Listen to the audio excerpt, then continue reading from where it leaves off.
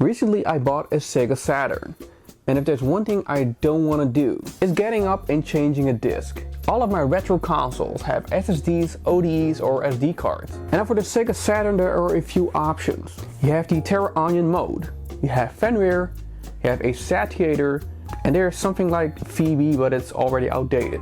And then there's the newcomer on the block, and it's called the SAROO.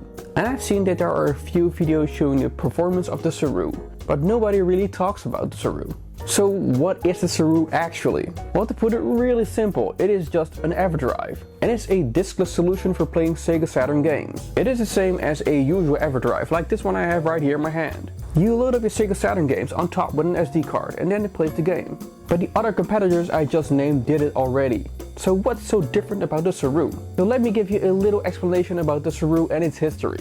A few years ago the developer started this project. It never came to fruition. And then suddenly, like 2 years ago, the developer said, I'm going to pick up this project again. Now I have to say, this thing is pretty experimental, but it works. This is a finished product, which I paid 130 euros for. That's about 140 US dollars. So I'm going to show you how this thing works and if it's worth it. There are some stories about where you should purchase the SAROO from.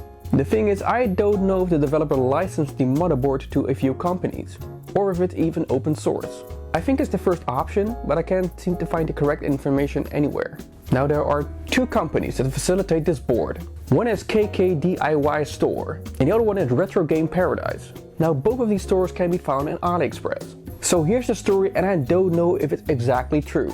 Purchasing the board from KK DIY Store gets you a flawed board. It seems that if you want to update that one, it will brick your SAROO, rendering it useless. The other one is Retro Game Paradise, which everyone seems to buy from. This board and this SAROO gives you a flawless one, which you can actually update and doesn't brick it. Since there is something like risk management and I didn't want to throw away 130 euros for nothing, Retro Game Paradise even states that their board is the actual one.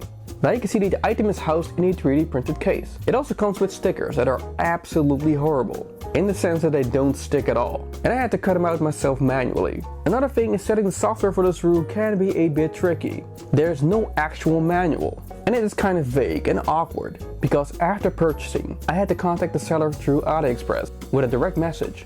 Only then I got a Google Drive link for the correct software, which I needed to upload directly to the SD card. And even then, it didn't work.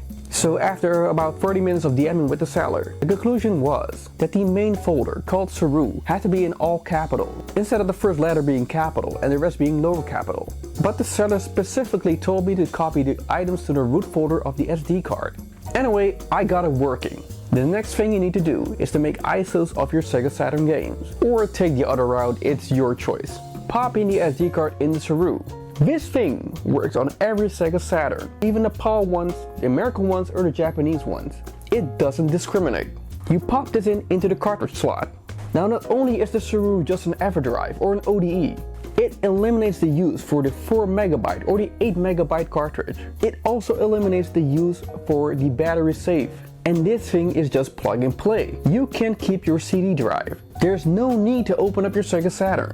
You just pop it in and it works. Now when booting up the SAROO, you'll see something that resembles an MS-DOS screen. All your games are listed in pages. The more games you have on your SD card, the more pages you shall have. Now one of the first cons I have about the SAROO, and they're pretty minor, is the UI. It's not as slick as the mode Terra Onion, for example. Then again, you're here to select a game, not to glance over the UI. Another thing is that the games are not in alphabetic order. Also, you can't categorize them into subfolders. The power of the Sega Saturn lays in its Japanese catalog, and many of them have these weird names. And to be that honest, I don't know exactly what category some of these games fit into, but the developer is really alive. I can't pronounce his user handle, but he is regularly updating and creating software updates for the SAROO. Next to him doing some weird other hardware projects that are pretty interesting. And now here's the real reason why you should buy a SAROO instead of a mode, Fenrir or Satiator. The loading times are really non-existent. You select a game, press the A button,